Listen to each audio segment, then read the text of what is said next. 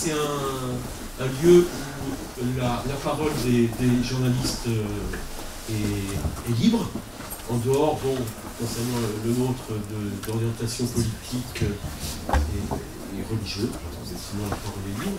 Et le but des clubs de la presse, c'est aussi d'aller au-devant des gens, de la société. Donc nous organisons un peu partout des débats, des rencontres. Nous apportons aussi notre soutien, les clubs de la presse, à des causes ou à des mobilisations. Par exemple, on s'est mobilisé pendant 2 ans pour la libération d'Olivier Dubois, les clubs de la presse. Et là, on s'est mobilisé tout dernièrement, publier le communiqué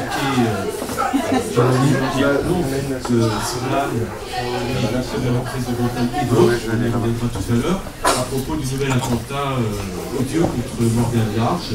Elle a eu encore les essieux de cerveau qui ont été dévissés 2 ans après.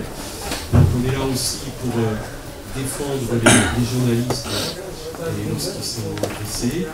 Et je terminerai simplement pour vous dire que les clubs de la presse sont préoccupés par les conditions de travail des pigistes, des jeunes journalistes, notamment sur des lieux comme Mel pour les bassines, ou la couverture des Gilets jaunes précédemment, et la couverture donc contre la réforme de la loi de travail. Je vais passer la parole pas à nos invités, à nos participants, sachant que, je le précise, c'est un atelier. Alors, l'atelier, c'est un lieu où on met un peu les mains dans le cambouis, on essaye de se comprendre. Le but aussi, c'est de favoriser l'interactivité. Bonjour Romain Hugo, mon alter Hugo de l'Union des clubs de la presse. Il y a aussi un membre du club de la presse de Clermont-Ferrand, ici. Voilà, nous sommes 3. Donc oui, on va essayer de déboucher sur l'interactivité et de savoir comment on peut s'enrichir des expériences. Donc, très rapidement, on va passer à la présentation. Donc je disais 4 médias ou structures qui ont la particularité d'être très différentes les unes des autres. On va commencer par Milly Servan, Climax, qui est aussi adhérente du Club de la presse de Porto. Merci beaucoup. Je vais essayer une petite slide.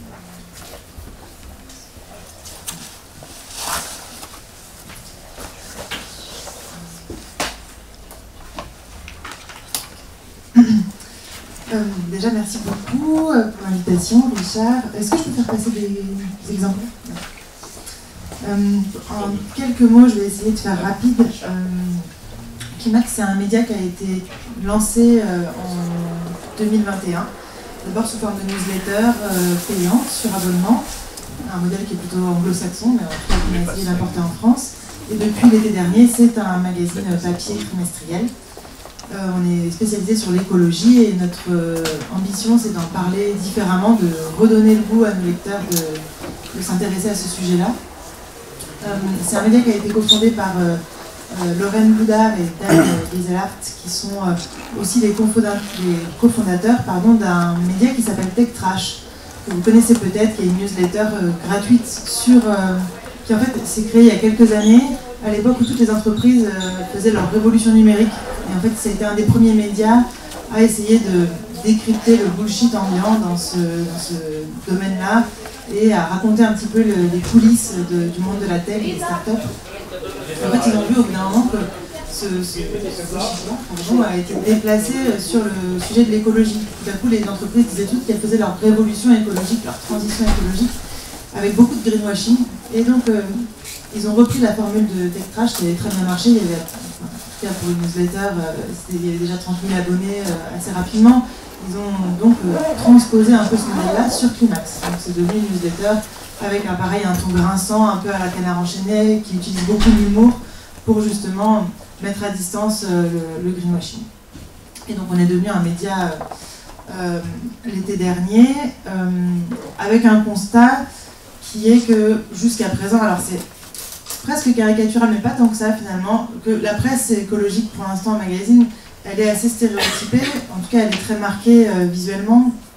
On a soit de l'alerte très frontale, de l'alarme même, du SOS, voilà, le Guardian qui nous demande de paniquer, voilà, on est sur une dimension très anxiogène, ou alors c'est forcément des contenus très aspirationnels, une presse de solution qui est... Voilà, tout ça est nécessaire, mais nous on avait l'impression qu'il y avait la possibilité d'apporter une nouvelle voie dans ce paysage-là. Il y a aussi ce constat-là qui est sorti récemment, ce chiffre de l'Obsoco qui disait qu'un Français sur deux ressent une fatigue informationnelle et qu'une des causes de cette fatigue, c'est justement l'impact négatif de l'info sur l'humeur ou le moral, et que c'est une étude un peu plus récente, je crois, dans la génération Z, 7 jeunes sur 10 se sentent inquiets en voyant des contenus sur le dérèglement climatique. Donc nous, on travaille beaucoup avec d'autres médias amis et voisins, et on n'a pas la prétention de dire qu'on fait mieux que les autres, mais on voulait apporter une voix différente.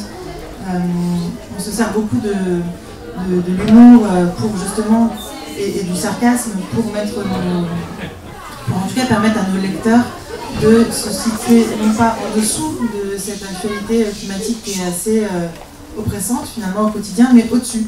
En fait, avec l'humour, avec le sarcasme, avec la moquerie, on permet à nos lecteurs de se sentir un peu plus grands finalement que les entreprises qui leur mentent, que les politiques qui leur mentent sur ces sujets-là.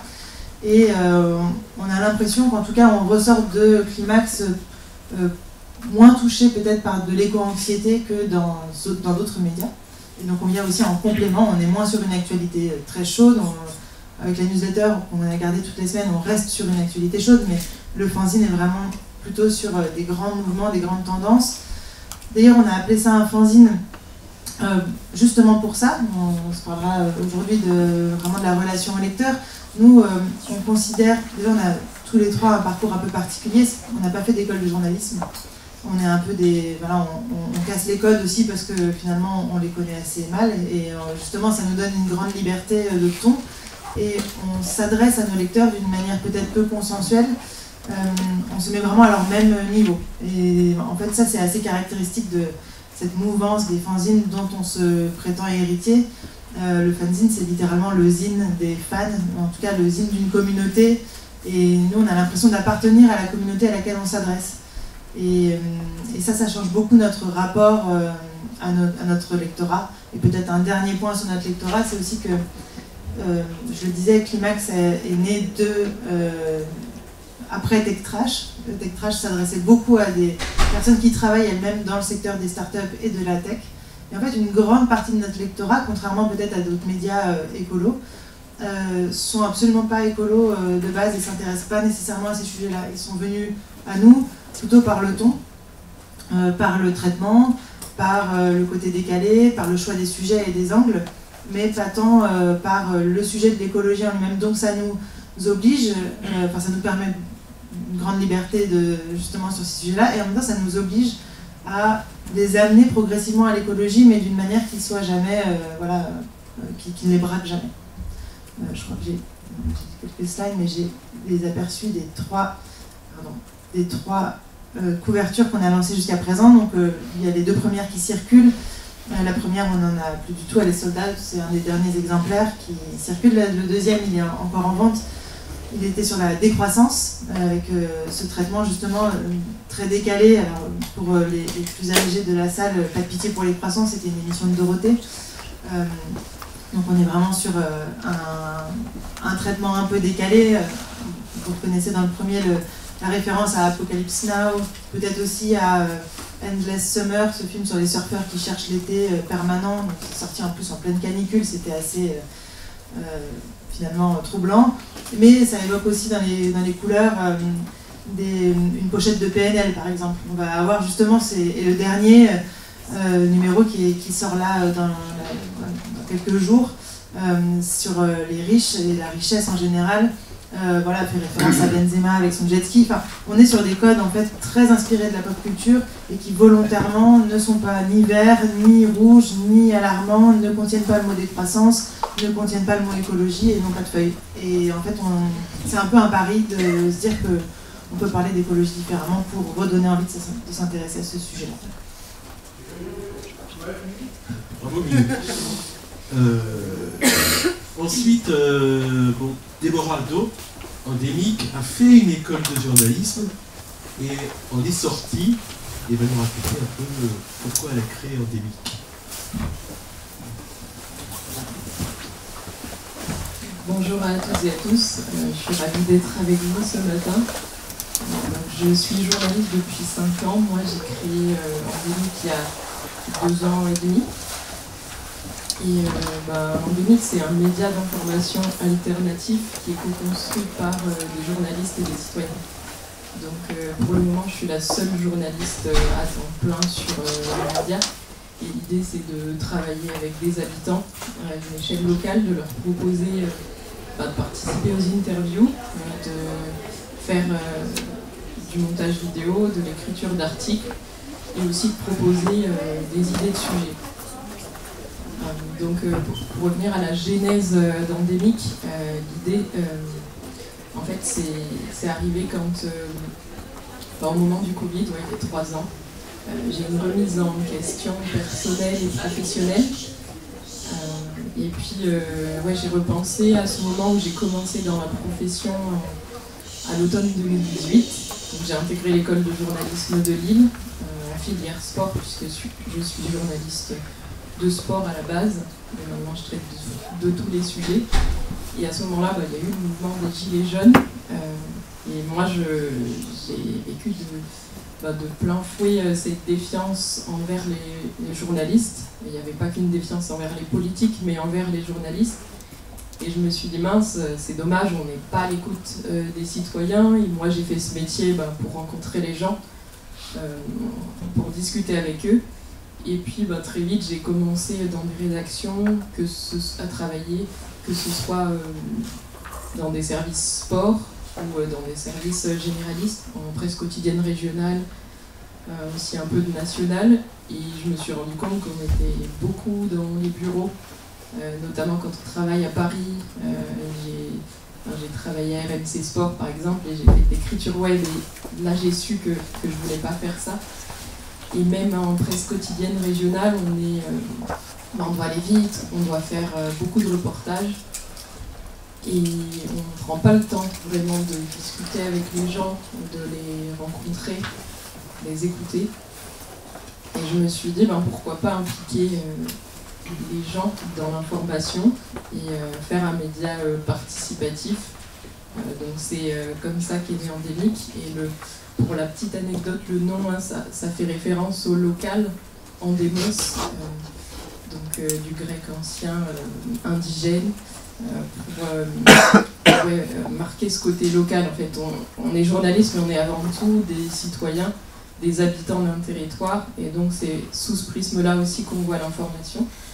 Donc là, vous voyez à l'écran un nuage de mots qui représente Endémique, et on en reparlera un peu plus tard, mais du coup voilà pour la présentation rapide.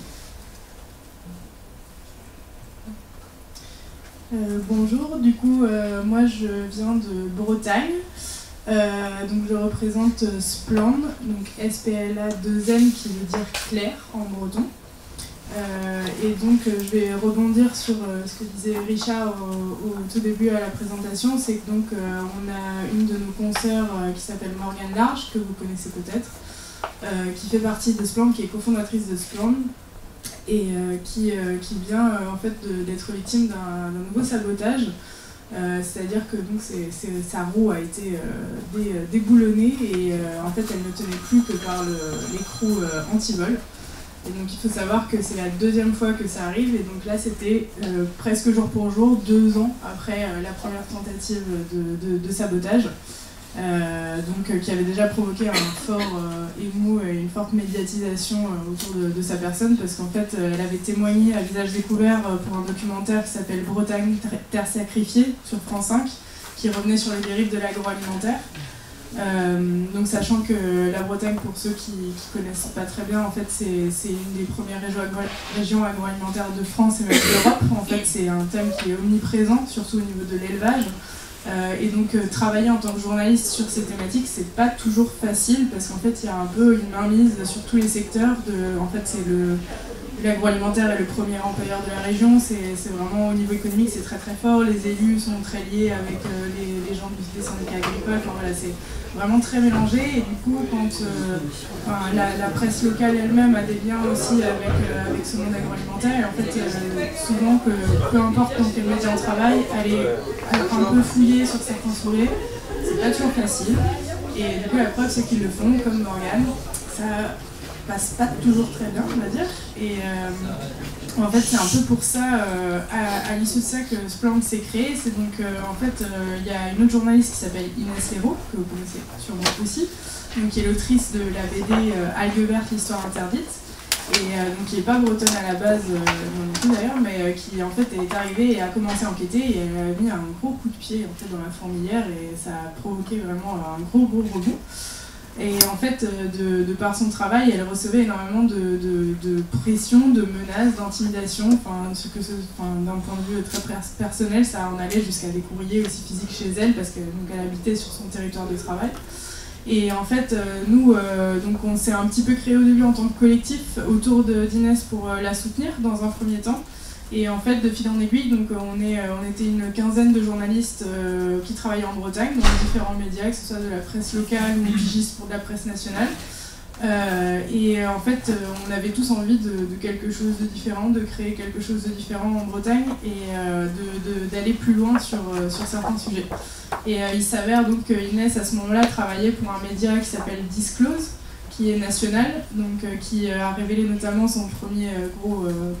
leur première grosse affaire, c'était la vente d'armes françaises au Yémen. Et donc en fait, on a été mis en lien plus ou moins, et de tout ça est sorti finalement Splend, qui reprend le modèle plus ou moins de Disclose, mais à l'échelle locale. Donc, ce qui veut dire que nous, on va être très ancré en fait, sur le territoire breton. Et on va être là pour essayer justement d'aller plus loin sur tous les sujets d'intérêt général, où on estime qu'on va pas assez loin d'habitude. Donc, ce qui veut dire qu'on fait de l'enquête au long cours. Nos enquêtes, elles prennent en moyenne 3 à 6 mois à être réalisées, et donc ça donne lieu à des très longs formats écrits, avec des compléments ensuite, on peut avoir du podcast, etc. qui viennent compléter, on est sur du multimédia.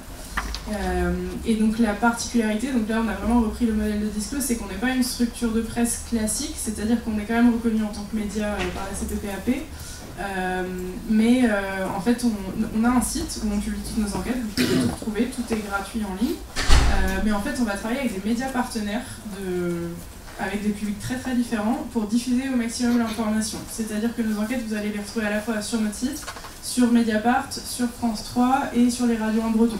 Parce que pour le coup, on a aussi fait le choix d'être un média bilingue et tous nos contenus sont en breton et en français. Donc l'idée c'est vraiment en fait de produire, en fait on peut se voir un petit peu comme des producteurs d'enquêtes. Nous on finance les enquêtes grâce à des financements participatifs qu'on fait, donc on récolte de l'argent auprès des citoyens, qui nous permettent ensuite de financer ces enquêtes, et nous on les diffuse ensuite au maximum. C'est vraiment cette idée que l'information est un bien public, elle doit circuler au maximum, et nos enquêtes, en fait on se veut des journalistes d'impact. En fait on est là pour faire des enquêtes, pour mettre à disposition des informations et du matériel, duquel les citoyens ensuite vont pouvoir se ressaisir pour aller faire changer les choses. Vraiment. Voilà. Merci beaucoup. Il y a 2 ans, Morgane Large était ici, donc la thématique était sur le climat, on n'a pas fini d'en parler, et elle nous disait, Morgane Large, qu'elle se nourrissait du contact direct en allant aux assemblées générales, en allant dans les villages recueillir l'information à la base, et donc ce qu'elle disait, c'est que le local et le global se rejoignent. On avait une discussion avec Milly qui me disait mais non, mais moi je ne suis pas local, et on a la démonstration là aujourd'hui que le local est le global finalement. Et comment faites-vous en amont donc pour recueillir les informations? Est-ce que vous avez une méthode particulière chacune, ou est-ce que vous improvisez, ou est-ce que vous passez peut-être comme Milly je vais demander à Milly quelle est sa méthode, voilà. Merci. Oui, c'est vrai qu'on a eu cette discussion-là parce que nous, on n'est pas tant... déjà, on est un jeune média et on est très peu nombreux, et on fait des sujets plutôt froids. On a commencé, ceci dit, à faire quand même des reportages au niveau local. La rédaction de Climax, elle est moitié à Paris, moitié à Bordeaux. Moi, je fais partie de l'équipe de Bordeaux. Et là, on a commencé à faire notamment un reportage sur l'érosion du littoral, avec un reportage en miroir sur le Cap Ferret et Soulac, sur mer, avec 2 situations différentes. Dans le cadre de notre dossier sur les riches, justement, pour justement interroger, on a d'un côté une femme une retraitée qui s'est fait expulser de chez elle, qui était à l'année habitante de Soulac, de l'autre un milliardaire qui construit une digue à plusieurs millions au Cap Ferret. Donc on commence à faire de l'enquête comme ça sur le terrain pour avoir et on a un journaliste qui justement qui est arrivé en alternance qu'on essaie de recruter là actuellement pour justement développer ce travail d'enquête et avoir vraiment de l'information qui remonte du terrain, mais c'est quand même ça demande beaucoup de temps et c'est assez coûteux. Après nous on fait beaucoup d'enquêtes on fait de l'enquête surtout en ligne notamment. Une de nos spécialités c'est quand même le décryptage de greenwashing et en fait on peut rien qu'en regardant les campagnes qui sortent, nous on crée du contenu, je peux dire exclusif, j'ai pas l'impression qu'il y ait beaucoup d'autres médias qui rentrent dans un tel niveau de détail dans l'analyse de ces campagnes-là. Donc on va vraiment aller fouiller justement, ne serait-ce que je ne sais rien, par exemple sur société.com, de voir quelles sont les connivences entre Adidas et la soi-disant ONG avec laquelle ils prétendent travailler. Alors on voit que c'est structuré par les mêmes boîtes, donc voilà, on va enquêter en ligne comme ça. Et après, tout simplement, sur le choix de nos sujets, ça va être... on va aller chercher vraiment dans les tréfonds d'Internet les sujets dont peu parlent et qui sont un peu décalés, ou en tout cas, on va croiser parfois des sujets qui ne se rencontrent pas forcément. Et on va aller chercher tout ce que l'écologie peut avoir de contre-culturel. Donc voilà, c'est plutôt du défrichage en ligne, nous, qu'on fait. Et à terme, évidemment, on aimerait le faire beaucoup plus sur le terrain. Mais dans un second temps, peut-être plus. Déborah, donc tu es journaliste seule pour l'instant, seule en poste. Comment travailles-tu avec les interlocuteurs, comment travailles-tu sur le terrain pour faire remonter des sujets ou pour les traiter? Alors, l'idée de base dans l'idée, du coup, c'était d'aller chercher les sujets auprès des citoyens, donc de faire des conférences de rédaction participatives. Donc j'ai commencé en 2021 et je me suis confrontée très vite à 2 problématiques. La première, c'est d'aller chercher les citoyens. J'ai ramé pour aller les chercher un à un, finalement j'ai réussi à en réunir 4-5 et on a beaucoup discuté, donc je suis contente finalement de ne pas en avoir eu plus. Et ensuite, il y a eu le problème financier parce que ça ne rémunère pas de réunir des citoyens, de les faire participer. Au tout début, j'ai imaginé peut-être une participation, une implication dans une communauté, mais les gens m'ont dit ouais, on n'est pas prêt à payer juste pour ça, il nous faudrait autre chose. Donc il y a eu le souci du modèle économique, et puis je reviens sur la première problématique de mobilisation. Comme les gens sont noyés d'informations, d'activités, c'est difficile de les mobiliser sur une activité de plus. Donc finalement aujourd'hui, comment on procède?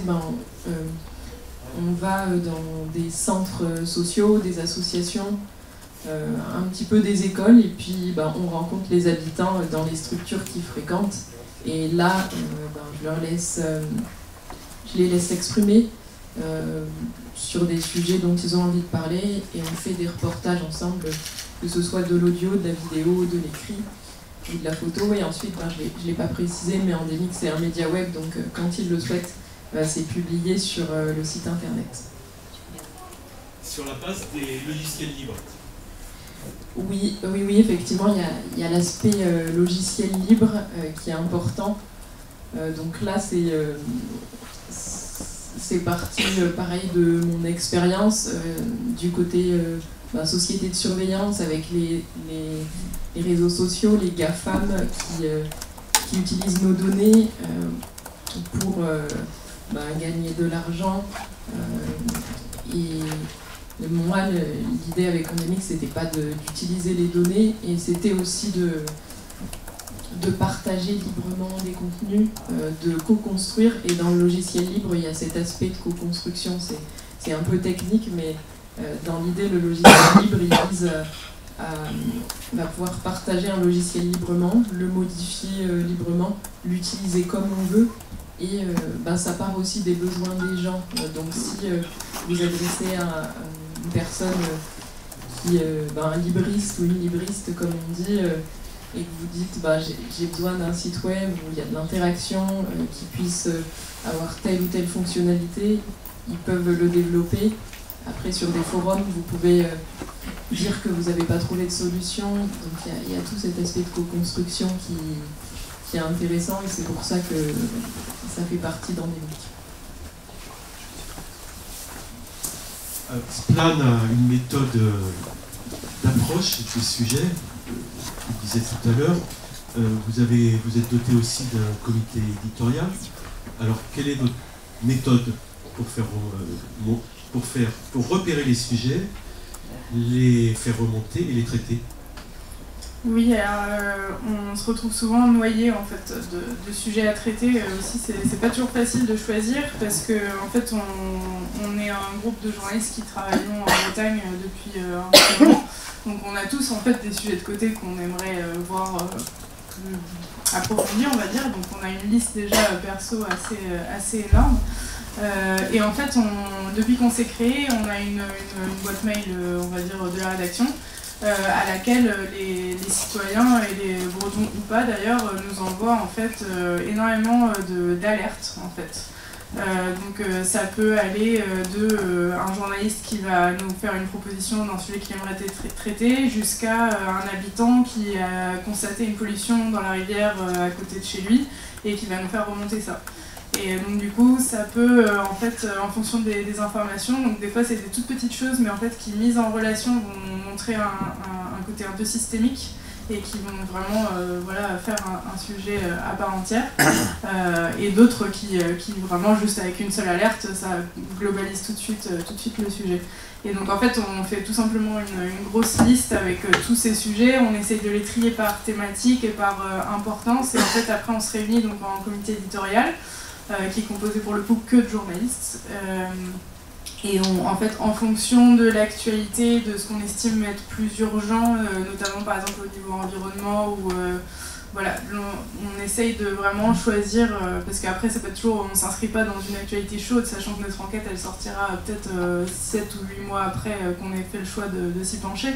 Mais c'est vraiment, on essaye de prendre les choses de façon un peu plus globale, on se dit qu'est-ce qui est le plus urgent de traiter maintenant, et autrement, est-ce qu'on a en fait une alerte, un document, quelque chose qui nous permet de déclencher une enquête entre guillemets plus facilement, où on a déjà des éléments, on sait qu'il y a quelque chose à poser, donc on y va.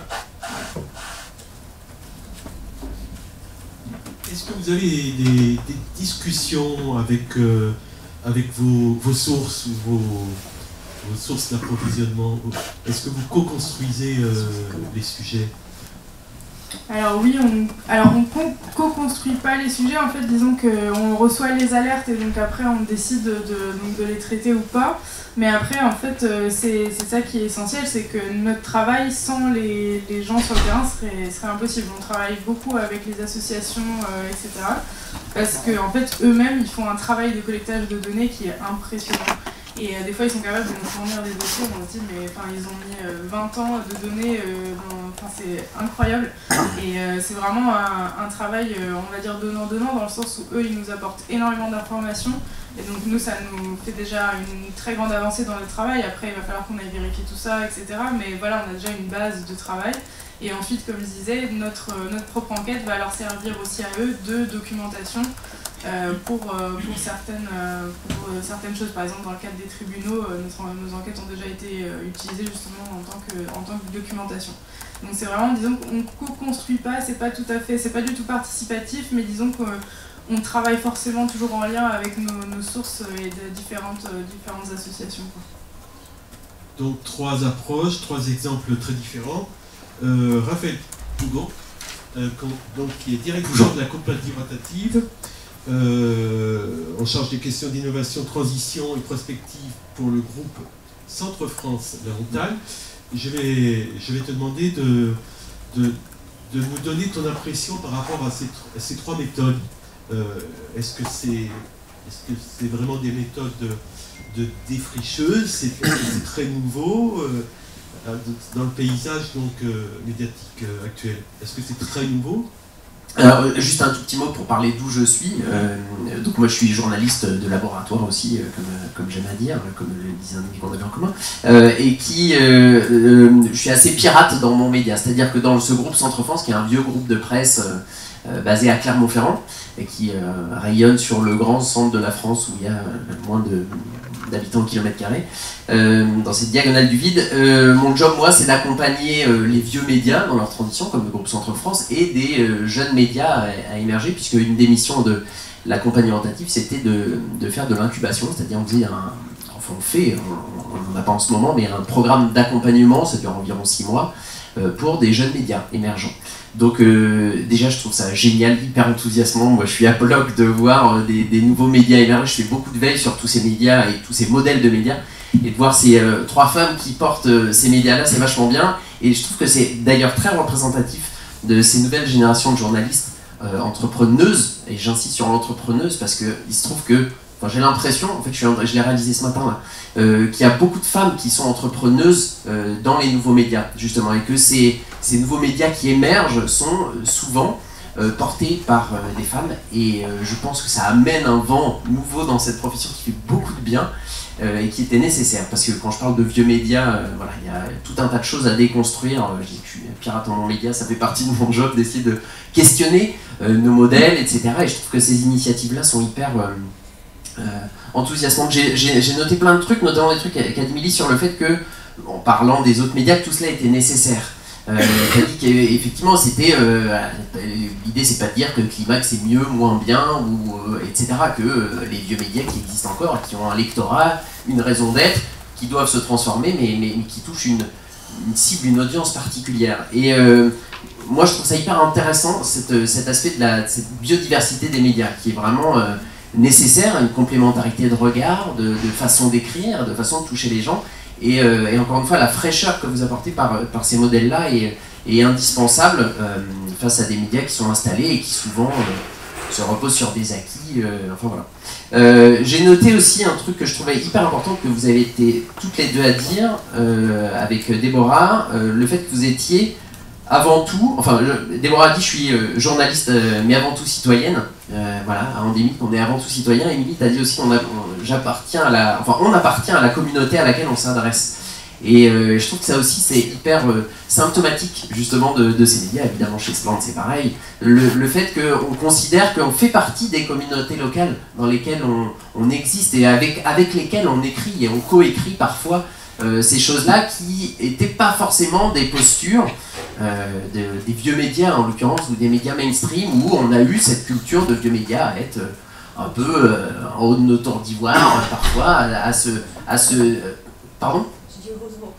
Non mais c'est des postures qui existent, je dis pas tous, évidemment, moi j'ai travaillé comme journaliste dans les rédacs locales et tout ça, donc je ne généralise pas, mais je dis malgré tout, c'est une culture qu'on a eue dans ces vieux médias, d'avoir un détachement. D'ailleurs nos lecteurs nous l'ont dit, qu'il y avait une crise de défiance aussi, parce que cette proximité qu'on vendait parfois, eh ben, elle n'est que vendue, elle n'est pas très vécue, pas assez vécue au regard de nos lecteurs et nos lectrices qui ont envie d'être plus proches, encore une fois. Et la proximité physique, c'est la quintessence de la proximité. Donc le fait d'être présent avec les lecteurs et les lectrices et d'appartenir à cette même communauté, je trouve que c'est hyper, pour moi c'est hyper intéressant, parce que c'est aussi dans un aspect très direct de la relation que les lecteurs ont envie d'avoir avec les journalistes aussi, qu'ils demandent dans cette transparence, dans cette authenticité de la relation, justement dans une ère où les médias zombies générés ou poussés par des intelligences artificielles, nous on a besoin de s'affirmer comme des médias vivants. Et la vraie force de cette vie, c'est cette coopération, c'est cet échange entre justement les gens au quotidien, de pouvoir...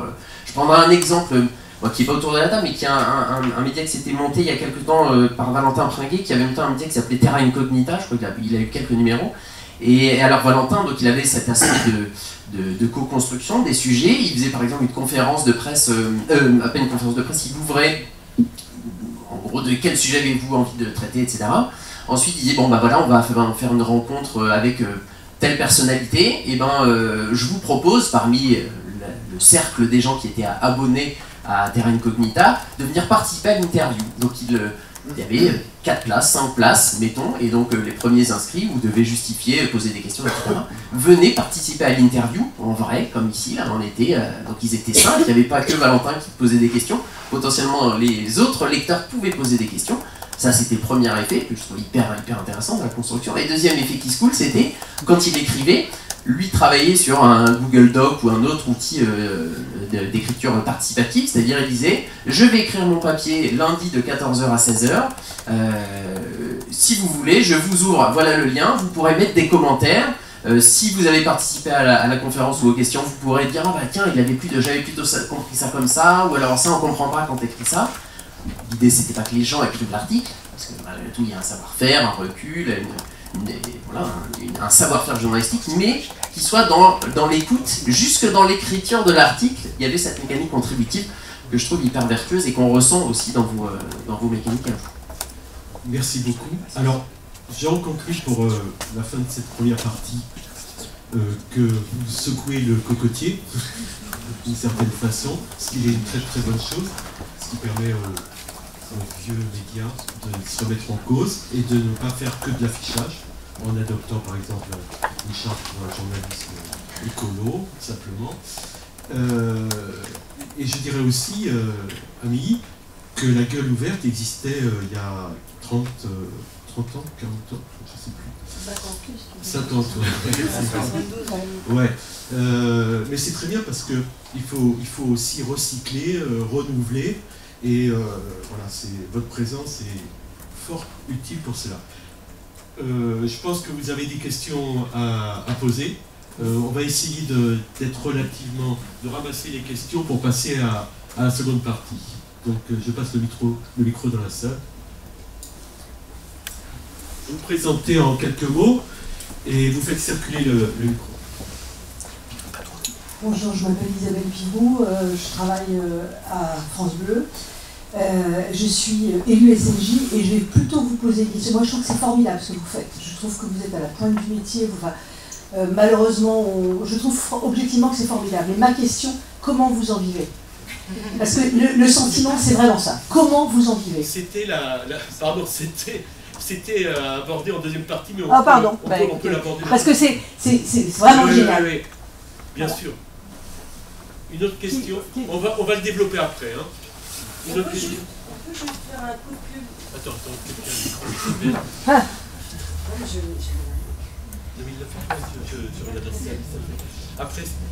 après, monsieur. Bonjour, je m'appelle Victor Mathieu, je suis actuellement étudiant à l'Université de Tours. J'avais une question du coup pour Milly par rapport à Climax. Vous utilisez beaucoup du coup ce qu'on peut appeler la culture même, du coup j'ai vu dans vos articles. Est-ce que vous n'avez pas peur que ça décrédibilise un peu le message, par exemple autour de l'écologie, tout ça?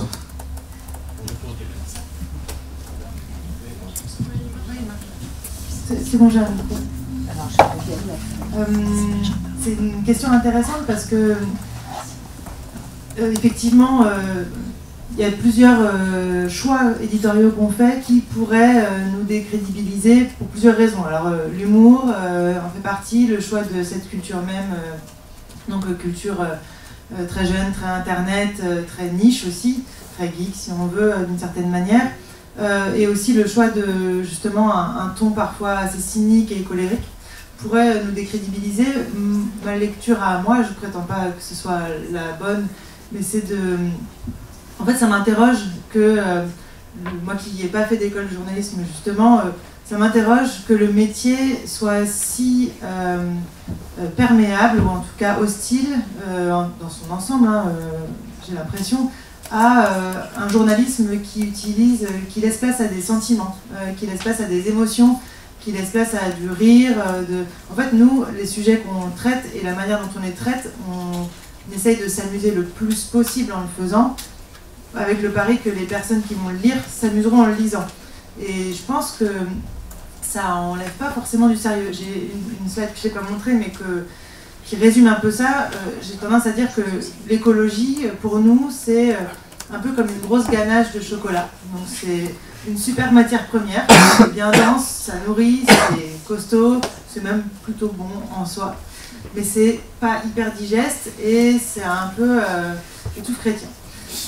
Et nous, on garde cette grosse ganache là parce que c'est des faits scientifiques avérés, c'est notre travail de journaliste et c'est ça, on ne déroge pas, on check bien tous nos faits, etc. On est très précis, mais on y met un espèce d'enrobage hyper gourmand, très crémeux autour qui va rendre le truc justement très pop, très décalé, avec le pari que voilà, ça va permettre de rendre tout ça un peu plus gourmand et un peu moins... En fait, pour que l'écologie soit pas, et que la presse écologique, et que le fait de la lire ne soit pas un sacerdoce, mais quelque chose qu'on peut faire aussi par plaisir.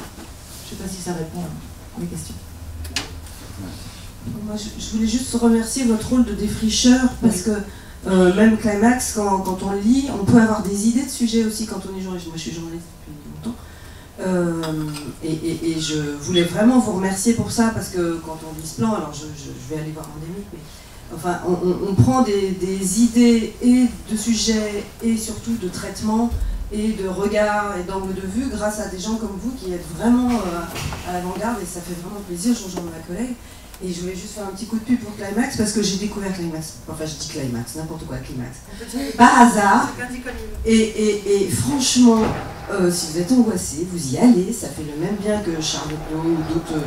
Voilà, on est remué. Justement, moi je fais une analogie avec Charlie Hebdo parce que je trouve que le rire peut déclencher la réflexion, et y compris par le malaise. C'est-à-dire, on se dit waouh. Et voilà, il faut avoir un tout petit a priori favorable quand même. Et vraiment, vraiment, lisez Climax. Merci beaucoup. Pas de questions, non? Comment faire mieux encore? Non, non, je suis incapable de faire mieux, moi. Oui, moi c'est Benoît Morin, journaliste au Berry Républicain, un journal du groupe Centre France, dont fait partie Raphaël. Moi j'ai une question, pour rebondir un peu sur la question de ma consoeur de France Bleu. C'est au niveau, moi je me positionne par rapport au lecteur pour les versions internet. Nous, le gros problème qu'on a en presse quotidienne, c'est que les gens ne veulent pas payer pour un article. Hein, le nombre de fois, on poste souvent nos articles sur les réseaux sociaux, et le plus vieux, c'est de trouver, de faire un scan rapide de l'article, et comme ça, le mettre gratuitement pour tout le monde. Alors vous, je sais bien que on est encore, on va dire, au début, mais comment est-ce que vous voyez l'avenir? Comment est-ce que vous envisagez de faire participer financièrement vos lecteurs, au-delà, bien sûr, du fait de collecter de l'argent sur Internet? On va demander à Déborah. Je crois que tu es journaliste en résidence et que c'est un moyen de subsistance, un moyen d'exister financièrement. Et je poserai donc la question aux deux autres. Quel modèle économique, quelle perspective pour durer dans l'année qui vient, et quel projet économique d'avenir? Est-ce que vous êtes dans l'enthousiasme et dans la dèche en même temps, ou est-ce que vous construisez, ou est-ce que vous commencez à construire un modèle? Donc oui, parlons des choses sérieuses, des modèles économiques. Donc au moment où j'ai commencé, je savais que je ne voulais pas faire de pub pour les raisons que je vous ai citées, l'utilisation des données des gens, et puis on voit que ce modèle-là s'essouffle aussi. Et je savais que faire payer les reportages, surtout sur du web, c'était une mission quasi impossible. Je ne ferme pas de porte, mais pour le moment, je ne prévois pas de faire ça. Je voulais forcément développer Endémique et en même temps gagner ma vie. Du coup, j'aurais pu faire le choix de faire un boulot en parallèle, d'être pigiste. Et je me suis rendu compte que si je voulais que ça avance, il fallait que je m'y consacre à temps plein. Donc ce que j'ai fait, c'est que j'ai pris Endémique sur mon dos et du coup, je me suis engagée à faire du journalisme participatif avec les valeurs d'Endémique, et c'est ce que tu disais, Richard. Là, je fais une résidence de journalisme actuellement, donc CLEA, Contrat local d'éducation artistique. Je suis sur la communauté des Nains Carvin. Donc l'idée, c'est de construire avec les habitants et d'aller dans des écoles, des collèges, des lycées, des médiathèques, des hôpitaux de jour. Et moi, il y a d'autres journalistes qui font ces résidences. Et ouais, ce que je propose aux gens, c'est de construire avec eux systématiquement des reportages et de les laisser s'exprimer sur l'information, leur vision des médias. Et ça, c'est le modèle que j'ai choisi, donc c'est très lié à ma personne. Mais j'essaie de me dire comment j'ai envie qu'un journaliste d'endémique vive, travaille. Et du coup, ça passe par le test. Là, ça fait 1 an que je travaille pour qu'il y ait de la régularité. Donc, je m'en sors un petit peu comme ça, mais ça reste les débuts. Donc, pour le moment, c'est très lié à mes activités, mais de faire du journalisme participatif. Tu conserves ta carte de presse? Tu arrives à conserver la carte de presse ou pas? J'ai eu la carte de presse 1 an à mes débuts et après j'ai arrêté et je ne veux plus forcément l'avoir parce que je vois que faire du journalisme pour moi ça ne dépend pas de la carte de presse. Non, mais c'était juste une question. Oui, je comprends. Mais du coup j'ai expliqué ma vision et c'est vrai que quand on veut conserver la carte de presse, il y a cette problématique-là. Même endémique, je ne vais pas faire connaître comme média, comme tu disais tout à l'heure, pour se plaindre. Et ça pose toutes ces questions-là, effectivement. On va y revenir, je pense, enfin, on va poursuivre sur ce plan-là, parce qu'il faut bien en vivre de ce métier. Splan, ONG, tu disais tout à l'heure que vous proposiez vos sujets à d'autres médias, Mediapart. Est-ce que vous faites payer lorsque vous faites circuler votre reportage, votre enquête? Alors non, pas pour l'instant. Mais c'est un peu en évolution ce côté-là.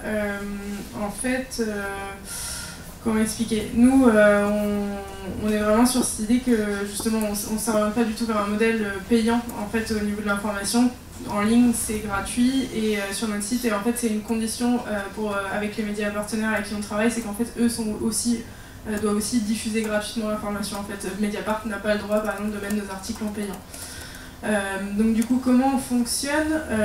Alors justement, c'était en reprenant le modèle de Disclose dont je parlais tout à l'heure, c'est-à-dire qu'on n'a pas le poids d'une structure d'un journal classique à gérer. Donc ce qui fait qu'on fait des campagnes de financement participatif qui pour l'instant marchent plutôt très bien, justement parce qu'en fait on est très ancré sur le territoire, donc du coup on parle aux gens vraiment directement. On parle de choses qui se passent à côté de chez eux, donc les gens sont très impliqués et nous soutiennent vraiment très fortement, donc c'est vraiment très enthousiasmant.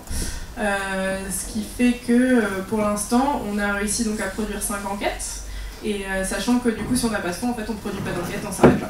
Voilà, il n'y a pas de poids en fait, on n'a pas de prêt, il y a vraiment, c'est l'idée.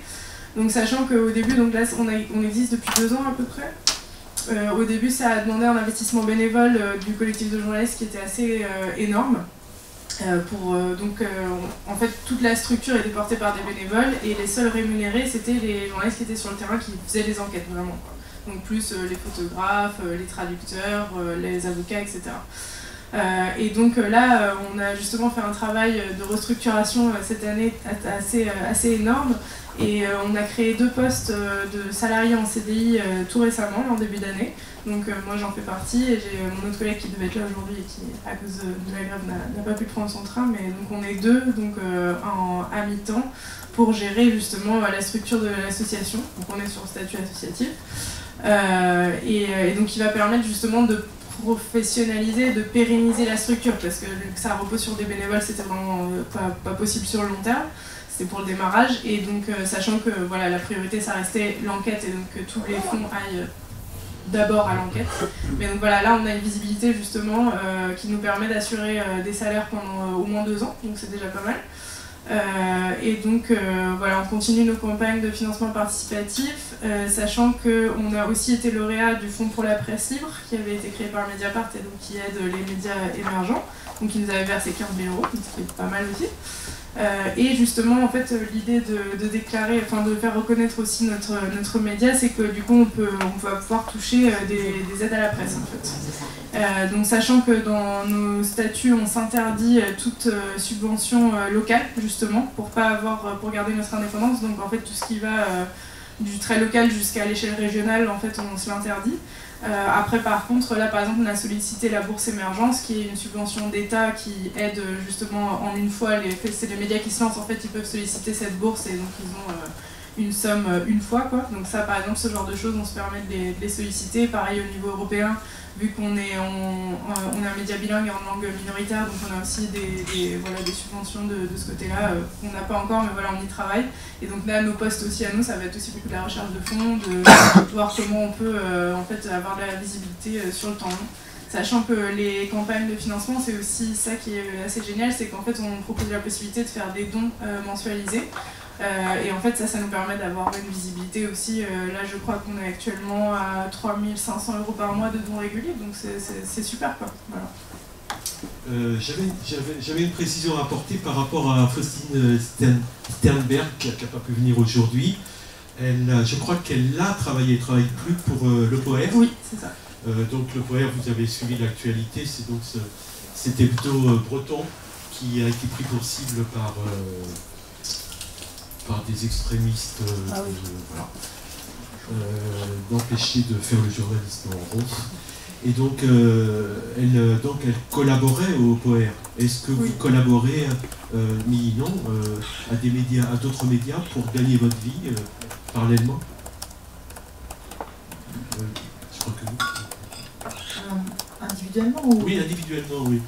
Alors, pour répondre à la question, comment vous en vivez? Ouais, sur la question de comment on en vit, alors comme je disais, d'abord Climax a été créé sous forme de newsletter payante, donc à l'époque il y avait quand même 3 000, 4 000 abonnés qui donnaient 4 € par mois, donc en fait c'était bien.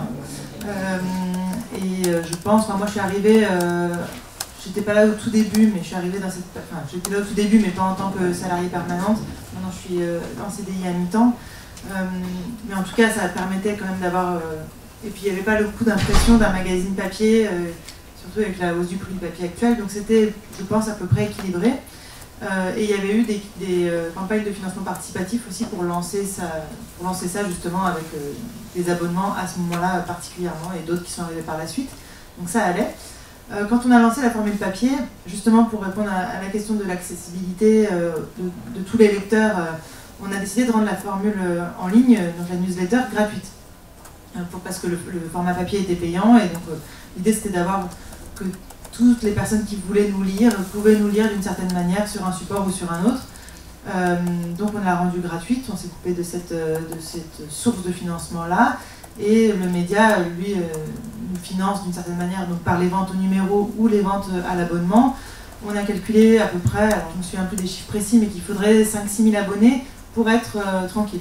On est très peu nombreux pour l'instant, mais en tout cas pour couvrir les salaires et les personnes qui travaillent dessus, enfin les salaires ou quand c'est les graphistes, leurs factures. Voilà, à peu près 5 000 abonnés. On n'y est pas encore, on n'a même pas un an sur cette formule papier, mais on espère bien y arriver prochainement. En attendant, donc nous on fait pareil, on postule un peu aux mêmes aides, qui met du temps, mais ça fait partie d'une des pistes. D'autres pistes pourraient être donc, des dons ou du mécénat. On commence timidement, mais c'est des choses qui prennent beaucoup de temps, donc nous on est très sur l'éditorial et on a peu de temps pour faire tout ça. Et donc sinon, on est un peu tous à mi-temps en fait, à part 2 alternants qui sont là quand même presque plus souvent que, presque avec un plus fort taux horaire que nous. Moi, je travaille avec je suis rédactrice en chef d'un autre média qui est porté par Carbo, qui est une boîte qui fait du bilan carbone. Donc c'est un peu différent, mais c'est un média qui est indépendant éditorialement de la boîte. Mais en tout cas, moi, ça me permet de compléter mes revenus par rapport à ce mi-temps que j'ai avec Climax. Je continue à écrire des fois pour Ouzbek Erika ou d'autres médias avec qui j'ai collaboré avant.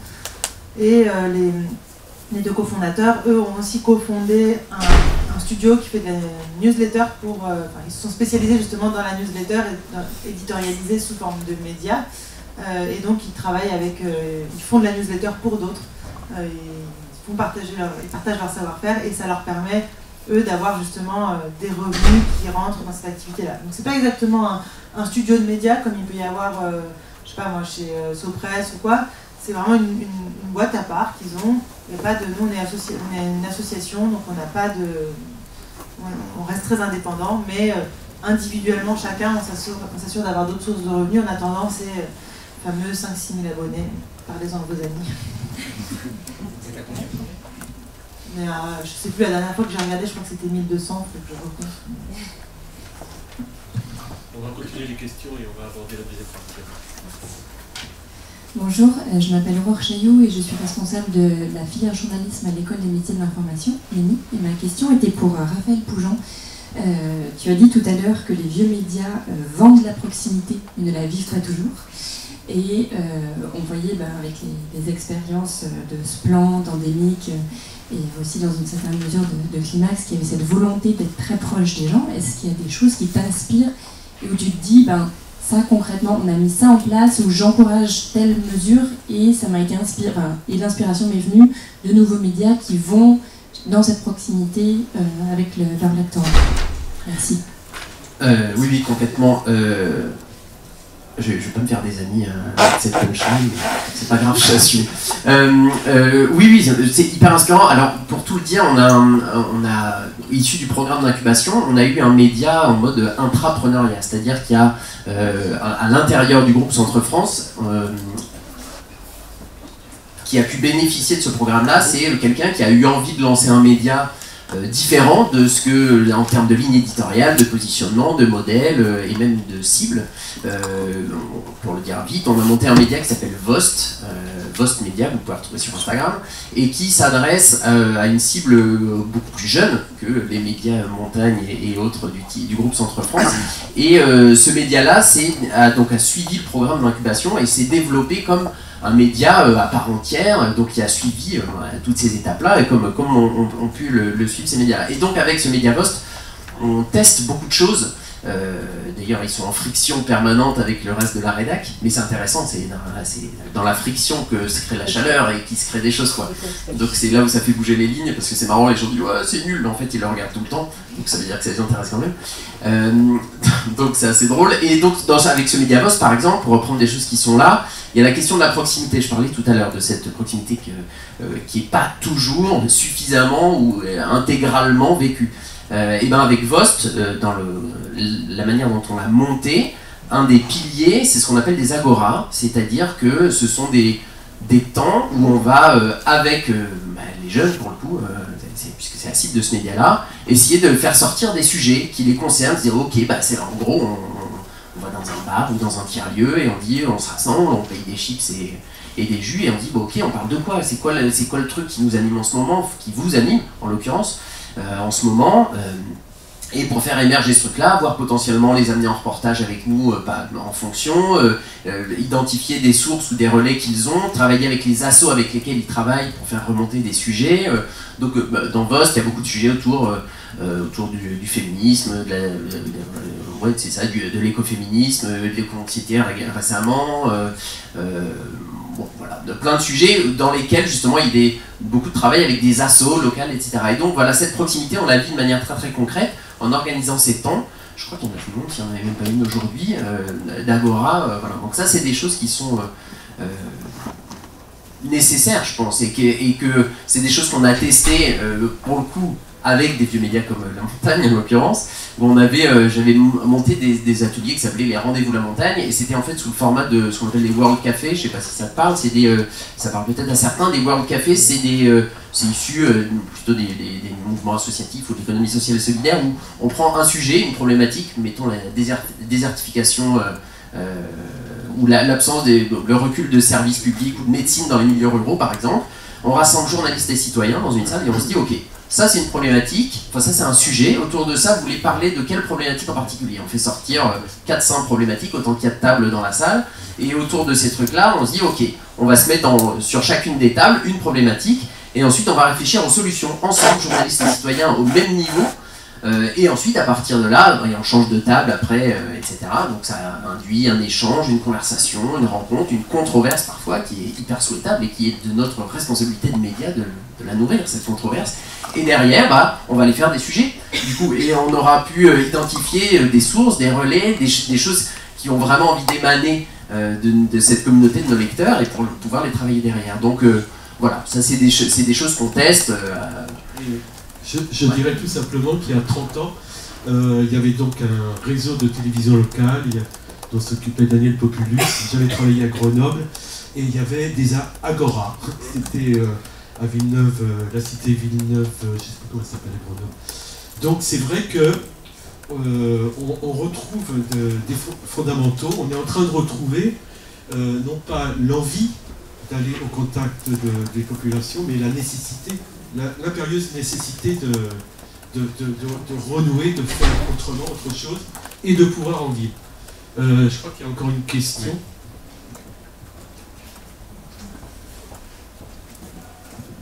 Oui, merci Romain Hugon, donc de l'Union des clubs de la presse de France et francophone. Simplement pour suite par rapport à la relation avec les publics, puisqu'on est dans la notion de retrouver le goût de l'info avec les assises, je comprends bien que ces recherches que vous faites pour essayer de voir quelles peuvent être les attentes, en sachant que quelquefois il peut y avoir aussi, c'est difficile d'avoir des attentes dans un monde où on est confronté avec une information d'émotionnel, de rapidité, et que bien des fois, quand on répond à ces demandes immédiates, on ne trouve pas forcément on ne répond pas à d'autres demandes qui n'existent pas, qui sont pas forcément formulées, sauf peut-être par le biais des grands reportages ou des enquêtes longues que vous pouvez mener. Ma question est plus, comment, par rapport à ces publics que vous essayez de joindre, comment est-ce que vous essayez d'analyser leur ressenti et ce que eux, quand une fois que vous avez fait quelque chose, quel est leur ressenti, leur réaction? Et je vais demander à Splan de répondre, parce que je crois que vous avez aussi une méthode de suivi avec votre public. Oui, c'est-à-dire que en fait nous on considère que notre enquête n'est pas terminée une fois qu'elle est publiée. En fait on va rester sur vraiment voilà, on est en veille sur les sujets qu'on a traités, et d'ailleurs on se permet de faire des droits de suite. On a une infolette mensuelle aussi qui est gratuite, et où on fait un peu un focus sur un sujet d'actualité breton, une petite revue de presse, et donc le suivi de nos enquêtes.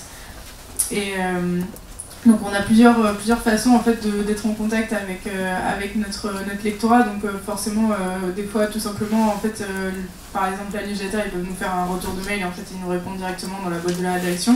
Donc ça c'est une des façons, mais surtout on en parlait hier soir, c'est qu'en fait on est présent énormément dans des événements publics. C'est-à-dire qu'on est très souvent invité pour ça peut être des choses vraiment très très différentes, mais que ce soit une foire bio organisée par l'école d'une ville, jusqu'à une conférence organisée par telle association, enfin voilà, ça va vraiment des choses très très différentes. Et en fait on va à l'encontre des gens, on leur présente ce qu'on fait, on parle, souvent on est invité pour parler d'une enquête en particulier. Et on tient souvent des stands en fait où on donne des flyers, voilà, on discute avec les gens, et là les gens viennent souvent nous voir pour nous dire ah bah ça c'était voilà, ça c'était vraiment utile, ça vous aurez peut-être pu, enfin voilà, on a vraiment un retour très très direct des gens sur le terrain, ce qui est vraiment super enrichissant.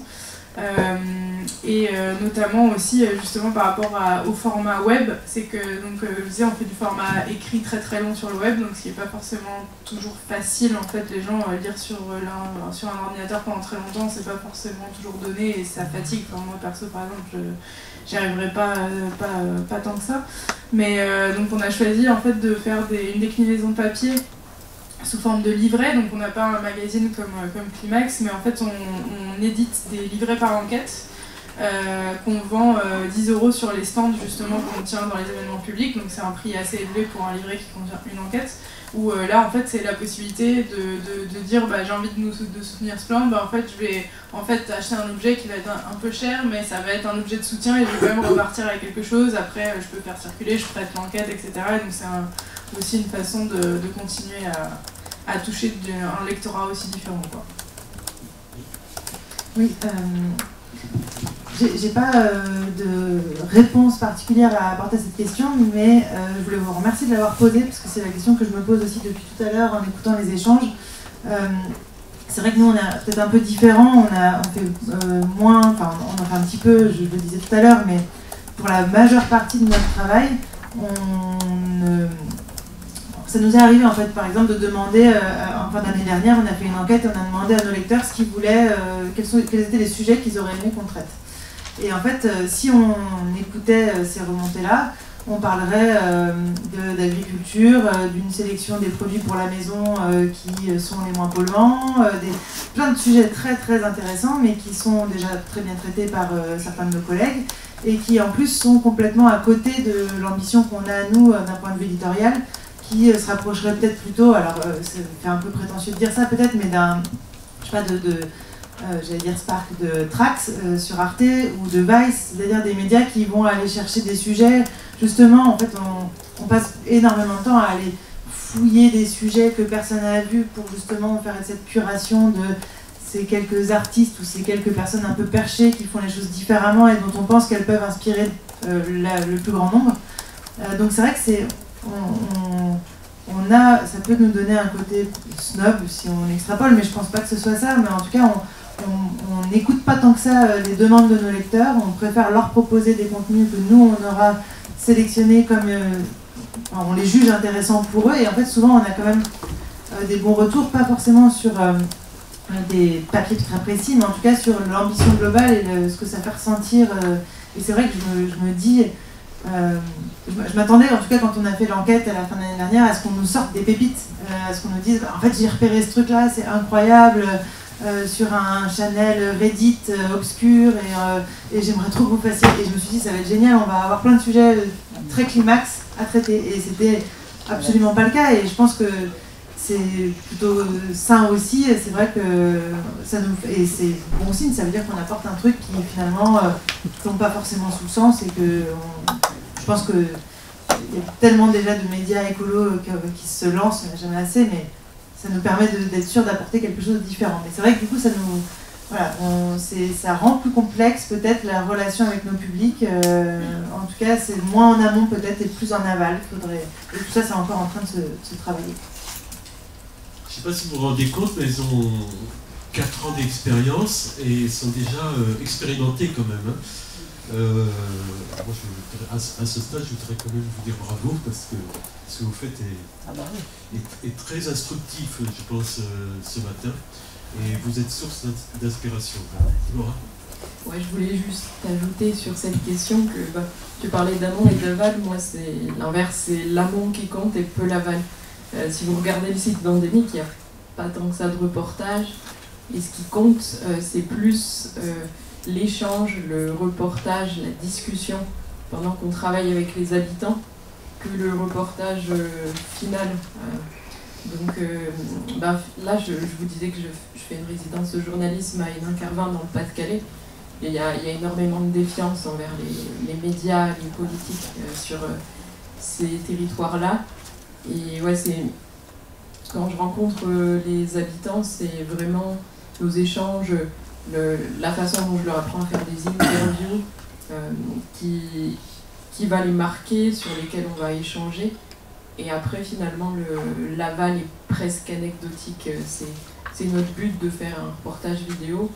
Finalement, on le publie, peut-être qu'on passe du temps à le publier, parce que c'est vrai que Raphaël parlait du côté entrepreneur. Moi, c'est ce que je vis totalement. En fait, c'est comme un boulanger, un artisan. Il faut aller chercher le modèle économique, il faut faire plein de choses à la fois. Donc, pour le coup, Endémique, là, on est plus à aller chercher les retours en amont qu'en aval. Raphaël, est-ce qu'elles auraient besoin, est-ce que des outils seraient utiles pour développer leur démarche, leur entreprise? Moi, j'ai rien du tout à leur apprendre. Moi, c'est moi qui apprends et qui repartage derrière. Je connais des médias qui ont fait ça, c'est trop cool, ils testent et tout ça. Mais non. Moi, ce que je vois de ça, en fait, c'est que pour le coup, c'est des enseignements qui sont hyper riches si on détricote certains trucs pour des vieux médias, mais surtout riches pour des nouveaux médias qui se lancent. Et en fait, je pense que pour moi, il y a la place, justement, j'en parlais tout à l'heure, cette biodiversité, d'avoir plein de petits médias. En fait, c'est des micro-modèles pour des micro-médias, mais qui ont des communautés maxi engagées. En fait, c'est pour ça que toutes s'appuient sur le financement participatif, qui, au-delà d'être un modèle économique et d'aller chercher des sous, c'est avant tout un moyen d'embarquer une communauté, de questionner, d'échanger avec elle. Voilà, il y a aujourd'hui beaucoup de médias qui se montrent comme ça. Je pense à PI, je pense à Vino Futur, qui est un média qu'on a accompagné à la compagnie Rotative, qui est un média qui s'interroge sur l'avenir du vin et qui, de la même manière, comme tu disais, Julie, elle prévoit de faire un numéro, et en fait elle va imprimer le nombre de numéros en fonction de le nombre d'éditions de son numéro papier en fonction de l'investissement qu'elle va pouvoir avoir dans ce crowdfunding. Donc voilà, c'est vraiment cette histoire de tenir et d'avoir ces micro-modèles avec des communautés très très proches et d'échanger avec elles. Voilà. Moi, je pensais par exemple à la mutualisation des expériences. Ah oui. Alors oui, si après il y a, enfin de toute façon on est dans la fin de l'économie. Ah oui, c'était ça que je voulais dire. Je me dis qu'il y avait un truc que j'avais pas dit. J'avais pas fini mon fil. Ce que je voulais dire, c'est que en fait, les modèles économiques sont en train de changer. Aussi, les modèles économiques des médias sont en train aussi de s'effondrer par petits bouts. Voilà, les modèles publicitaires en train de tomber, le modèle du papier on en vend de moins en moins, le digital ça se développe, mais bon, ça va pas très très vite, quoi. Et puisque globalement la société bouge aussi, on est dans la fin de l'économie d'abondance, les ressources se raréfient, que ce soit en termes de papier, d'énergie pour distribuer le canard au fin fond des campagnes, enfin voilà, donc tous ces modèles-là, il va falloir les repenser. Mais donc aujourd'hui, on a du mal à se projeter parce qu'on repense avec les cerveaux qui ont conçu ces modèles économiques il y a 50 ans, puisque ça n'a pas bougé depuis 50 ans, et alors qu'aujourd'hui, c'est ce que je disais, c'est des micro-modèles qui ont...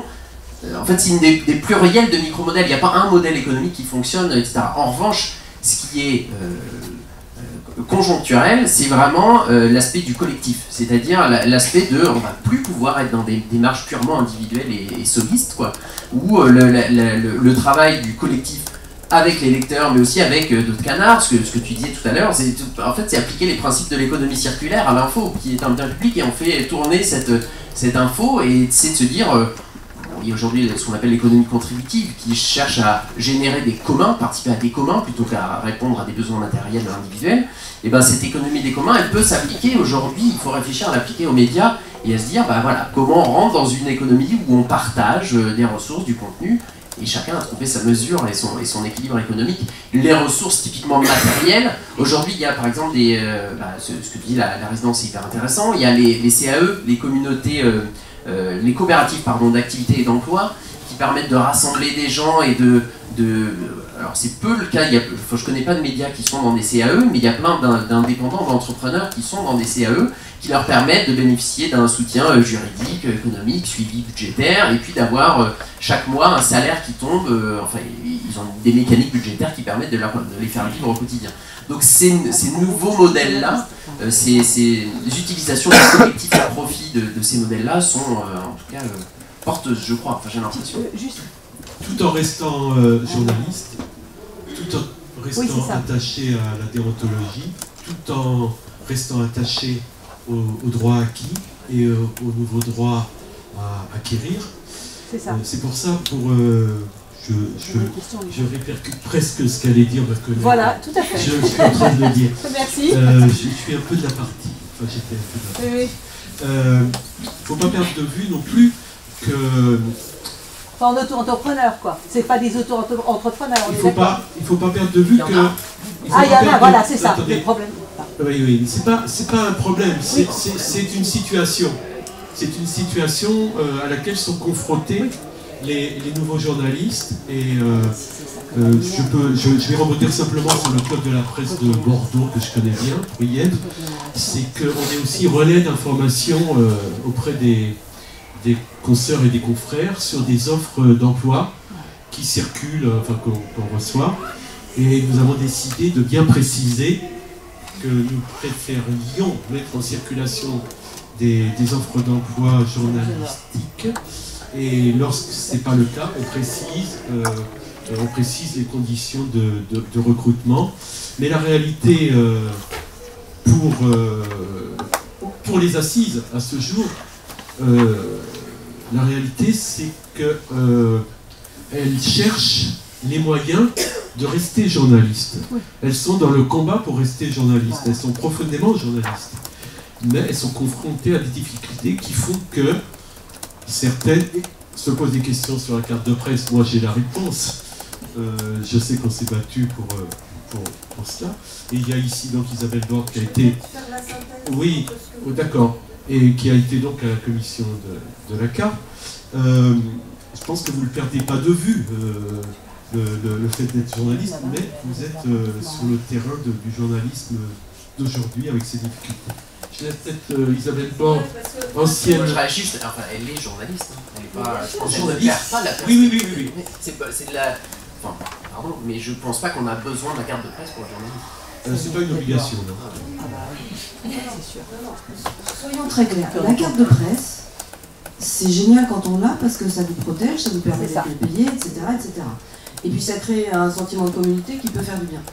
Maintenant, Pardon ouais, ça permet de se cultiver, t'as raison. Et puis surtout, non, mais blague à part, la carte de presse, si vous faites du journalisme d'investigation, si vous voulez rentrer sur un terrain où il y a une manif, si vous voulez aller à l'Élysée, si vous voulez aller dans des tas d'endroits, il faut la carte de presse. Voilà. Donc c'est quand même génial de l'avoir, il faut tout faire pour l'avoir. Maintenant, il y a la loi, en tout cas c'est pas la loi au sens strict, mais il y a un texte réglementaire qui dit auto-entrepreneur, c'est incompatible avec le statut de journaliste, et c'est en ce sens que la carte de presse ne peut juste pas délivrer une carte de presse à un auto-entrepreneur pour son travail de journaliste, j'insiste, pour son travail de journaliste, puisqu'elle respecte les textes de loi et réglementaires. En revanche, il faut savoir, et je voulais pas trop intervenir, mais quand on est journaliste aujourd'hui, ce qui marche aussi très bien, enfin, ce qui fonctionne très bien dans cette notion de rapport au public, c'est de travailler avec l'idée de l'éducation aux médias au sens très large, c'est-à-dire pas seulement le mot éducation, mais l'ouverture, la médiation, etc., avec des publics de toutes sortes, y compris adultes, y compris empêchés, y compris invisibles, etc., etc. Et là, pour le coup, pour le pratiquer et puis avoir vu plein de dossiers, la plupart du temps, le plus simple et la plupart des partenaires, que ce soit des collectivités locales, que ce soit des assos, enfin bref, pour l'éducation aux médias, ça va être l'auto-entreprise, on vous demande un numéro de SIRET et tout ça. Il y a moyen de biaiser quand on y met beaucoup d'énergie, comme par exemple comme moi avec une collectivité locale où j'aurais dit vous avez un bulletin municipal, donc vous êtes diffuseur, donc payez-moi en note d'auteur, ça me fera moins mal. Il y a des moyens, et ça je donne l'idée à d'autres clubs de la presse. Le club de la presse de Bretagne fait du portage salarial pour les journalistes qui font de l'EMI, donc on est 2 fois moins payé, mais au moins on a une feuille de salaire, ça fait moins mal aussi. Enfin, si ça fait mal en salaire, mais ça fait moins mal en termes de protection sociale. Et donc ce que je voulais dire, c'est que bien sûr que le statut d'auto-entrepreneur, faut l'éviter dès qu'on peut. Pour le journalisme, c'est compliqué parce qu'en fait l'idée, quand même, quand on est auto-entrepreneur, on fait une prestation de service. Donc on vend un service. Et en fait, la carte de presse, elle s'est créée en 1935 pour éviter qu'on ait à opposer son gagne-conscience et son gagne-pain, comme disait le député Bourdon, qui était au SNJ déjà. Sachant que je ne suis pas au SNJ, je suis dans un autre syndicat. Voilà, donc c'était juste pour mettre ça au point, parce qu'il ne faut pas avoir de pudeur quand on a besoin de travailler et qu'on a des projets d'éducation aux médias, et que pour ce projet-là, on ne peut pas faire autrement, mais il faut garder quand même en tête qu'on peut se pourrir la vie à rester dans ce statut-là, y compris pour les piges, quoi. Parce que vendre une pige, c'est pas souvent. Bon, il y a encore 2 questions, mais je voulais aussi vous permettre de faire de l'interactivité, de vous poser des questions si vous le souhaitez, ou alors vous le faites après, si vous voulez. Alors, il y avait encore 2 questions. Tu as déjà pris la parole. Peut-être réagir d'ailleurs, non? Pardon? Peut-être qu'elle voulait réagir sur oui, vous voulez peut-être réagir, oui. Oui, ça. Moi, pour le coup, je suis auto-entrepreneur. Donc, mon modèle idéal pour Endemic, ce serait associatif ou entreprise. J'ai oublié. Oui, voilà, c'est ce type d'entreprise. Mais ouais, pour le moment, comme je suis seule sur le média, j'ai dû choisir un modèle et du coup, je suis pas en mode auto-entrepreneur précaire comme certains médias peuvent le proposer aux journalistes. Mais je suis plutôt en mode auto-entrepreneur, comme je parlais d'artisan, un boulanger, un maçon. Du coup, j'ai mes charges. Je sais que je facture tel montant qu'il y aura mes cotisations pour l'assurance complémentaire santé, pour la retraite aussi. Enfin, je calcule ce genre de choses et du coup, c'est pas incompatible, je pense. Mais moi, ça m'a demandé de m'ouvrir au-delà du métier de journaliste et de penser plus entreprise classique dans d'autres secteurs. Merci. Donc, juste une chose par rapport à ça, vous pouvez aussi vous référer effectivement à tout ce qui avait été entrepris dans les radios locales en particulier ont été confrontées à ça depuis très longtemps et il y a toute une histoire que vous pouvez éventuellement savoir. Je voudrais poser une autre question qui était par rapport à justement votre manière de toujours cette gestion qui est très difficile des fois. Quand on est journaliste et qu'on fait des investigations, des enquêtes, etc., on est parfois confronté, par exemple, à des problèmes juridiques. On voit, je prends l'exemple de tous les médias, comme Médiacité, comme tout ça, se trouvent avec tout à coup des frais extrêmement importants, juridiques, je parle. Et dans ce cas-là, est-ce qu'on ne pourrait pas imaginer, pour des initiatives comme vous menez, d'avoir des formules de mutualisation, en quelque sorte, de soutien juridique, par exemple, qui pourraient être mises en place par réseau, pour pouvoir justement permettre de faire face, parce que moi j'ai connu des médias qui ont dû arrêter parce qu'ils se sont trouvés confrontés, non pas parce qu'ils avaient tort, mais simplement parce qu'ils ne pouvaient pas faire face aux frais financiers qui étaient générés. Donc là, donc je vous citais Médiacité, mais j'en ai aussi parlé avec Mars Actu, avec d'autres, donc ils sont confrontés à cela, et est-ce qu'on ne pourrait pas imaginer une structure, peut-être, oui, une forme de mutualisation de services en quelque sorte. Et sachant que, on ne va pas parler de Bolloré parce que c'est très bien pour ça, mais sachant que les médias se sont attaqués là où ça fait mal, est-ce que... On peut parler de Bolloré parce qu'en vrai, toute la question tourne un peu autour de tout ça. Est-ce que vous avez eu des ennuis, vous Non, pas pour l'instant, et on essaie de faire en sorte de ne pas en avoir parce que pour l'instant on est trop petit pour même ne serait-ce qu'avoir le temps de traiter et de se poser la question de comment financer tout ça. Mais si il y a aussi des petits médias comme nous qui patinent, en tout cas qui patinent, pour qui la route n'est pas complètement évidente pour avoir un modèle très stable et pouvoir faire tout bien rapidement. C'est aussi parce que, je crois que c'est sur le site du FPL, où quand ils ont lancé leur campagne cette année, c'était très très bien expliqué. La plupart des fonds publics à la presse vont aux médias qui sont en main des milliardaires, ou en tout cas des intérêts privés. C'est aussi tous ces médias plus traditionnels et qui, je comprends très bien pourquoi ils le font, mais vivent de la publicité. Nous, on essaye, je crois tous autant qu'on est autour de la table, de faire les choses le plus indépendamment possible, à la fois, comme le disait Juliette, même des aides publiques régionales ou de petite échelle. Nous aussi, on n'a pas de pub dans nos 116 pages, 132 pages dans celui-ci.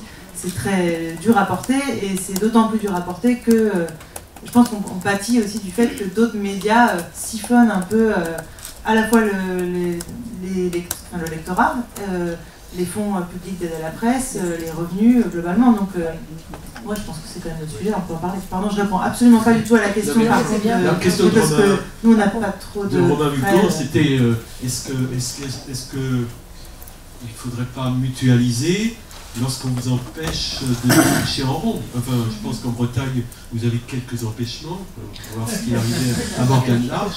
Est-ce que cette idée est mise par... franchement, ouais, c'est ça, ouais, ce serait une idée à développer, parce que pour le coup, les procédures bâillons, c'est quand même assez courant. D'ailleurs, Inès en a fait les frais il n'y a pas si longtemps que ça, donc avec un procès, la plainte a été retirée la veille du procès, des choses comme ça, mais du coup, les frais sont déjà engagés, il a fallu préparer, bref. En tout cas, nous, ce qu'on fait, c'est qu'on travaille avec une avocate, en fait, qui relie systématiquement toutes les enquêtes avant publication. C'est la même avocate que Disclose, donc ça, c'est une forme de mutualisation. Et on s'empêche pas, justement, aussi, souvent les médias partenaires avec qui on travaille ont un service juridique aussi. Donc je disais qu'au niveau des partenariats, c'est un peu en train d'évoluer, c'est-à-dire qu'on leur demande pas de contribution financière directe, mais en fait ils contribuent d'autres façons, c'est-à-dire à produire du contenu, que ce soit de multimédia, ou justement à mutualiser ce genre de coûts comme de l'aide juridique. Mais en tout cas, nous, on essaie d'être inattaquable d'un point de vue juridique pour ne pas justement avoir à débourser des frais, entre autres, sur ces choses-là. Mais ça peut quand même arriver, et notamment, même si on n'a pas tort, voilà, que ce soit un procès Bayon par exemple. Donc je pense que ouais, ce serait une bonne idée de mutualiser les coûts. Après, c'est vrai que en fait, ça nous prend déjà tellement de temps de juste de faire tourner notre média que ça demanderait encore, ça sera à l'étape d'au-dessus peut-être quand on aura le temps et les moyens. C'est là où des structures comme peut-être des chaînes peuvent intervenir, peut-être pour favoriser cette mutualisation des structures. Romain Hugon dans la salle dit donc qu'effectivement ça pourrait être une idée développée ailleurs, notamment peut-être par des structures comme la coopérative Rotati. Oui, la compagnie rotative.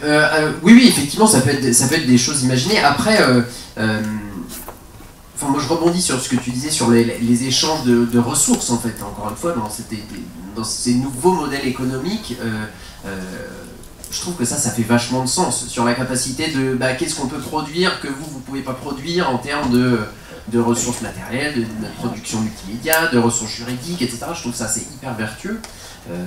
Mais ça suffit pas, c'est-à-dire que derrière, il y a un truc vraiment à considérer dans la rétribution juste aussi, qui pourrait être via une réforme des aides à la presse, là aussi. Je pense que ces aides à la presse sont aujourd'hui sur des modèles qui sont datés, et c'est normal, c'est ok, comme le sont un certain nombre de lois, et qui aujourd'hui doivent faire face à une réalité qui est changeante très vite, et qui va continuer à changer très vite. Et donc voilà, ces aides-là, elles doivent permettre pour moi, plus qu'elles ne le font aujourd'hui, à ces médias, justement, d'émerger et de se transformer. Parce que s'il y a des aides énormes en termes de montants qui sont attribués à des vieux médias, il y a une partie qui est nécessaire aussi, parce que c'est des médias qui sont dimensionnés et qui font, typiquement, nous, quand on va imprimer nos journaux et qu'on va les livrer au fin fond des campagnes, c'est un coût énorme, en fait. Et il n'y a pas de modèle économique pour des gens qui veulent acheter un journal, c'est juste pas tenable. Un modèle économique pour livrer, imprimer, produire un journal au fin fond des campagnes, ça ne marche pas. Donc on va avoir autre chose. Et typiquement, c'est là où les aides à la presse, elles sont importantes. Après, en revanche, il y a une partie de ces aides-là, j'ai pu siéger dans un certain nombre de commissions, où il y a des montants qui sont gastronomiques, pour reprendre une expression, qui sont pas indus, mais qui sont déraisonnables. Ils sont complètement déraisonnables par rapport à on va se refaire un petit site web qui va nous permettre de faire ci, ça, machin, etc. Et qui sont absolument pas au regard des besoins nécessaires en transformation, là où d'autres, comme des médias émergents, auraient besoin réellement de ces aides-là. Regroupons-nous et essayons de faire plus. On va libérer la salle pour la prochaine réunion. Merci énormément, je vous remercie. Bravo.